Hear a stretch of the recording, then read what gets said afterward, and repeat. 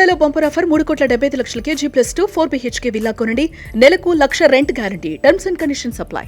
నమస్తే, welcome to Suman TV. నేను మానస. మనం బ్రేకింగ్ న్యూస్ చూస్తున్నాము. విజయ్ దళపతి, మనకు తెలుసు, టీవీకే అధినేత, పార్టీని పెట్టి చాలా సక్సెస్ఫుల్ గా అటు సినిమాల్లోనూ రాజకీయాల్లోనూ సక్సెస్ఫుల్ గా దూసుకుపోతున్నటువంటి విజయ్ దళపతికి తన భార్య సంగీత విడాకుల నోటీసులు ఇచ్చినట్టుగా తెలుస్తోంది. దీనికి సంబంధించి మరిన్ని వివరాలు మనం తెలుసుకుందాం. జూమ్ కాల్లో మనతో పాటు ఉన్నారు ప్రముఖ తెలుగు సినీ దర్శకులు నట్టికుమార్ గారు. నట్టికుమార్ గారితో మాట్లాడదాం. నట్టికుమార్ గారు, నమస్తే అండి. నట్టికుమార్ గారు, దళపతి విజయ్ కి తన భార్య ద్వారా గట్టి షాక్ తగిలినట్టే అనిపిస్తోంది. ఈ వివాదం ఏ విధంగా ఉండబోతోంది? తన రాజకీయాలపై ఎలాంటి ఎఫెక్ట్ చూపించబోతుంది అంటారు?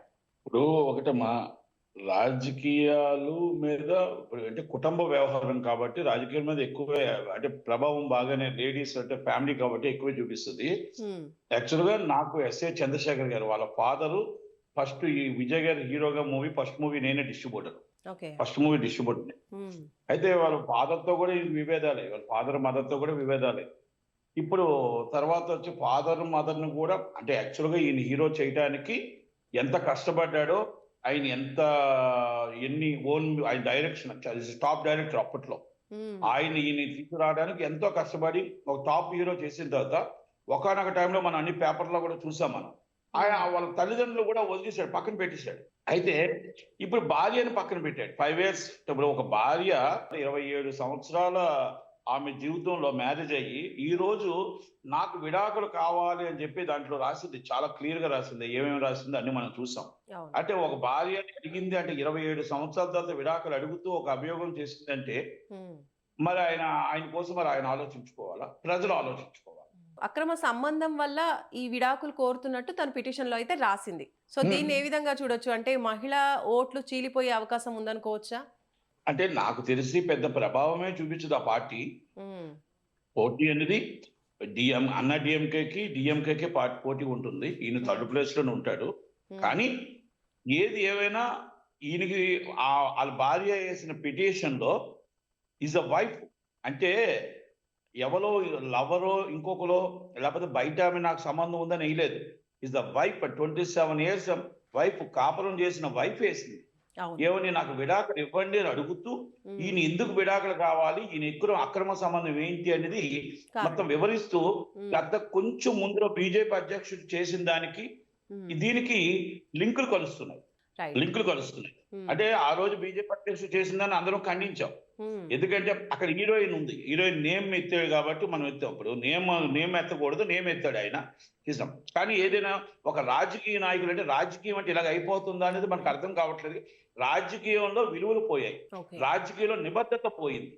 రాజకీయంలో ఒకప్పుడు రాజకీయం వేరు, ఈ రాజకీయాలు వేరు. ఇప్పుడు ఆ రాజకీయంలో మనం ఏమి నేర్పించబోతున్నాం, రేపు రాబోయే తరానికి మనం నించోని రేపు ఎలక్షన్ లో ఏమని చెప్పబోతున్నాం, రేపు లేడీ మహిళలకు ఏం చెప్పబోతున్నాం, మన హిందూ సాంప్రదాయం ప్రకారం ఏం చెప్పబోతున్నాం, మన పెళ్లిళ్ళ విషయాలు చెప్పబోతున్నాం, మన భార్య విడాకుల కోసం ఏం చెప్పబోతున్నాం. అంటే ఒక పార్టీ పెట్టామంటే పార్టీలో నిబద్ధత ఉండాలి. ఓకే, ఈ రోజు నా భార్య అబద్ధం చెప్తుంది, ఓకే, 27 సంవత్సరాలు మీతో కాపురం చేసిన భార్య మీకు అబద్ధం చెప్తుందని ఎలా నమ్ముతారు? ఎంత బాధ అనిపిస్తే ఆమె బయటకు వచ్చి విడాకులు కూర్చుంది. వేలాది కోట్ల ఆస్తిపరుడు మీరు, is the top hero, is the top politician లోకి వచ్చారు మీరు. మిమ్మల్ని వదులుకొని పెద్ద అభియోగాలు చేయాల్సిన పక్కన ఏముంటుంది ఆమెకి? పైగా ఇప్పుడు ఆఫ్టర్ 28 years ఇప్పుడు చూసుకుంటే నియర్లీ 30 years మ్యారేజ్. 90లో ఆయన 91 or 92 హీరోగా అయ్యాడు. మన 93లో ఫస్ట్ మూవీ డిస్ట్రిబ్యూషన్ మనం చేసాము. అంటే నేనేమంటున్నానంటే ఇప్పుడు ఈ రోజు 99లో మ్యారేజ్ అయిన అమ్మాయి ఆమె ఈ రోజు మీకు వచ్చి బయటకు వచ్చి మాట్లాడవలసిన పరిస్థితి వస్తుంది. రెండోది ఆమెది అబద్ధం అని నమ్మడానికి ఎవరు కూడా సిద్ధంగా ఉండరు. ఇక్కడ ఇప్పుడు పొలిటికల్ గా పంచులేయచ్చు అలా అంటారు. కానీ అందరూ ఆమె తప్పు, ఆమె వచ్చి డిఎంకే వాళ్ళు కొన్న కేసు, లేకపోతే డిఎంకే వాళ్ళు ఆమెను కొనిచ్చారు కనుక డిఎంకే వాళ్ళ తరపు నుంచి ఆమె పిటిషన్ వేసి పార్టీని దెబ్బ కొట్టడం కోసం వేస్తున్నారు అని అనొచ్చు. ఎంత డిఎంకే అయినా లేకపోతే ఇంకో పార్టీ అయినా ఒక పార్టీ చేయమంటే భార్య చేస్తుందా? ఒక భార్య విడాకులు చేస్తుందా? ఒక భార్య అభియోగాలు చేస్తుందా? 27 సంవత్సరాలు మీతో కాపురం చేసి మీతో నిలబడి పిల్లలు ఉన్నారు కదా, ఇద్దరు పిల్లలు ఉన్నారు, టాప్ హీరో, అవును. వేలాది కోట్ల ఆస్తిపరుడు ఆస్తులు. మీరు, ఆ హ్మ్. చిన్న తరగని ఆస్తి ఉంది. అలాంటప్పుడు మిమ్మల్ని వదిలేసి మీ మీద ఎందుకు అభియోగం చేస్తుంది అనేది ప్రజలు ఆలోచిస్తారు, ఆలోచించాలి కూడా. కరెక్ట్. ఈ విషయంలో ముఖ్యంగా విజయ్ ప్రజలు సేతు ఆలోచించాలి కూడా. అంటే ఆమె వైపు న్యాయం ఉందా, మీ హ్మ్. వైపు న్యాయం ఉందా? మీ హ్మ్. వైపు తప్పు లేకపోతే ఆమె ఎందుకు బయటకు వచ్చింది ఈ రోజు? హ్మ్. అంటే ఓకే. ఆమె ఎంత బాధపడి ఉంటుంది. ఒక కుటుంబాన్నే సర్దిద్దుకోలేనోళ్ళు, మన భార్యని మనం చక్కదిద్దుకోలేనోళ్ళవి, మన పిల్లల్ని హ్మ్. చక్కదిద్దుకోలేని, రేపు రాష్ట్రాన్ని ఏం చక్కదిద్దుతారు, దేశాన్ని ఏం చక్కదిద్దుతారు అనేది హ్మ్. రేపు ప్రజలు ఆలోచించాలి. ప్రజలు ఆలోచించాలి. మన కుటుంబం, ఇప్పుడు కుటుంబం లాంటిదే రాష్ట్రం కూడా. మన అవును. కుటుంబాన్నే మనం సర్దిద్దుకోలేనప్పుడు రాష్ట్రాన్ని ఏం సర్దిద్దుతాం? హ్మ్. రాష్ట్రానికి ఏం మనం మెసేజ్ ఇస్తున్నాం మనం? విజయ్ దళపతిని దగ్గర నుంచి చూసారు. కాబట్టి అసలైన మనస్తత్వం ఎలా ఉంటుంది? ఏంటి? ఆ రోజు ఒక చిన్న హీరో, హ్యాపీ. ఆ రోజు ఆయన అందరితో కలిసి ఉండే వ్యక్తి. 93లో కలిసి ఉన్న వ్యక్తి. అయితే ఇప్పుడు హ్మ్. తర్వాత రాను రాను ఒక హీరోయిజం వచ్చేస్తే, మేకప్ పడి హీరోయిజం వచ్చేటప్పటికి తండ్రి గుర్తురాడు, కొడుకు గుర్తురాడు, ఫ్రెండ్స్ గుర్తురారు, ఎవరు గుర్తురారు. హ్మ్. అంటే not only Vijay, any hero okay. Makeup పడేటప్పుడు. ఇప్పుడు మనం ఒక సామెత చెప్తాం. పోలీసోళ్ళకి మనం కాకి బట్టలు అంటే డ్రెస్ వేసిన తర్వాత ఎవరు గుర్తురారు. అక్కడ తల్లి, తండ్రి ఎవరు గుర్తురారు. ఆళ్ళకి గుర్తే గుర్తొస్తది అన్నట్టు హ్మ్. మేకప్ పడితే చాలు. మేకప్ పడితే హ్మ్. ఆటోమేటిక్‌గా ఏమవుతుందంటే, ఆ ఈగోయిజం పెరుగుతుందో ఏమైతుందో తెలీదు గానీ, హ్మ్. ఆటోమేటిక్‌గా ఎవరు చూడనట్టు వెళ్ళిపోతుంటారు. ఇప్పుడు మనం ఎక్కడికైనా మనం ప్రెస్ మీట్ పెట్టడం, ఎవరితో మాట్లాడేటప్పుడు హ్మ్. మనందరం ఏం చేస్తాం? ఎదుటి వాళ్ళు మనల్ని ఏమైనా అంటారేమో, సోషల్ మీడియాలో చూసి ఏమైనా అంటారేమో అని ఇయన్నీ తీసి చాలా జాగ్రత్తగా ఒబ్బిడిగా మాట్లాడతాం. ఈ హ్మ్. కొంతమంది సెలబ్రిటీస్ కళ్ళద్దాలు పెడతారు. హ్మ్. స్టైలు, యూ యా అంటే ఈ యాలు అప్పుడు రావు. First okay. ఏమీ లేనప్పుడు రావు. తర్వాత హ్మ్. వచ్చినప్పుడు వస్తాయి. హ్మ్. కనుక నేనేమంటున్నానంటే, విజయ్ గారు గూడా అప్పుడు కొంత బాగానే ఉండొచ్చు. మళ్ళా హ్మ్. తర్వాత ఉండొచ్చు. తర్వాత ఆయన్ని కలిసే అంత అవకాశం ఎవరికి వస్తుంది? ఈజ్ హ్మ్. ఎ టాప్ హీరో అవును. తమిళనాడులో. దాంట్లో మనం ఒప్పుకోక తప్పదు. హ్మ్. కనుక నేనేమంటానంటే, ఇయన్నీ గూడా తండ్రిని, తల్లిని బాధపెట్టాడు. హ్మ్. భార్య బయటకొచ్చి చెప్పింది. బయటకొచ్చి ఇప్పుడు చెప్తున్నప్పుడు, మన రాజకీయంగా మీరు రాష్ట్రానికి ఏం చేస్తారు? ఓకే. తల్లికి న్యాయం చేయని వాళ్ళు, తండ్రికి న్యాయం చేయని వాళ్ళు, భార్యకు న్యాయం చేయని వాళ్ళు, పిల్లలకు న్యాయం చేయని వాళ్ళు రాష్ట్రానికి న్యాయం చేస్తారా? హ్మ్. మరి అనేది దీన్ని విజయ్ తమిళనాడు ప్రజలు మరి దీన్ని తమిళనాడు విజయ్ ఎలా ప్రజలు సమర్థించుకుంటారనుకుంటారు? ఇప్పుడు ఆయన పొలిటికల్‌గా స్ట్రాంగ్‌గా వెళ్ళాలనుకుంటున్నారు. అదే అసెంబ్లీ రాజకీయం అంటారు. హ్మ్.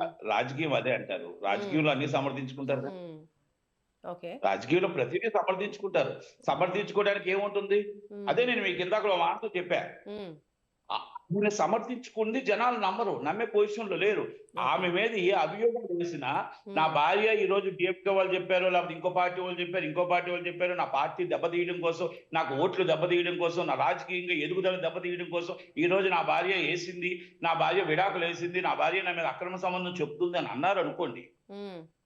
ప్రజలు ఏమనుకుంటారంటే, బాబు వేల కోట్లకు అధిపతివి, నువ్వు హ్మ్. మొత్తం టాప్ హీరోవి, నిన్ను మించిన హీరో లేరు. హ్మ్. నీ భార్యగా ఆమె ఉండటానికి ఎట్టి పరిస్థితుల్లో నిన్ను రిజెక్ట్ చేయడానికి ఏ అవకాశాలు లేవు. రైట్. ఎందుకంటే ఇప్పుడు నిన్ను వదులుకునే పరిస్థితి లేదు. అంటే ఆమె ఎంత బాధపడితే, ఎంత హ్మ్. టార్చర్ పడితే, ఎంత కష్టపడితే, హ్మ్. ఎంత ఇబ్బంది పడితే మీకు బయటకొచ్చింది ఒక భార్య యెస్. అనేది అర్థం చేసుకుంటారు హ్మ్. జనాలు. ఎందుకంటే ఇక్కడ చాలా క్లియర్ కట్‌గా కనపడుతుంది హ్మ్. మనకి. ఇప్పుడు ఈయన చెప్పిన మాటలు జనాలు నమ్ముతారని నేను అనుకోను. ఓకే. ఆమె వైఫ్‌గా ఆమె చెప్పిన మాటలు నమ్ముతారని నేను అనుకుంటున్నాను. రైట్. నట్టికుమార్ గారు థాంక్ యూ సో మచ్ అండి మీ ఒపీనియన్ తెలియజేసినందుకు. Thank you. సో, ఇది అన్నమాట మన విజయ్ దళపతికి సంబంధించి వాళ్ళ భార్య సంగీత వేసినటువంటి పిటిషన్ అండ్ కోర్ట్ కూడా పిటిషన్‌ని యాక్సెప్ట్ చేసింది. విజయ్ దళపతి కోర్ట్‌కి రావాలి, ఎక్స్‌ప్లనేషన్ ఇవ్వాలి అని చెప్పేసి ఏప్రిల్ 20న కోర్ట్‌కి హాజరు రావాలి అని కూడా నోటీసులు పంపించడం జరిగింది. సో, ఫర్దర్ ఏం జరుగుతుందనేది వేచి చూడాల్సిందే. చూస్తూనే ఉండండి సుమన్ టీవీ. నమస్తే.